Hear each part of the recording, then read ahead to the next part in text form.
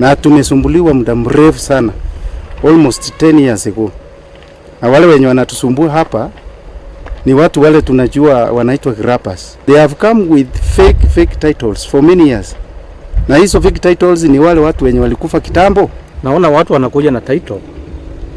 Na kama kijana mwenye anasema anajua title. Yeye title ikianza wengine alikuwa mtoto mdogo sana.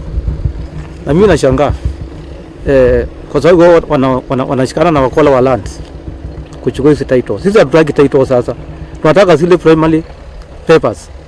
Tujue huyu mtu aliuziwa, alipewa ama iliendaje ili apate hiyo karatasi. Tunaomba serikali itusaidie atupate security, manake hatujui kesho yetu itakuwa namna gani.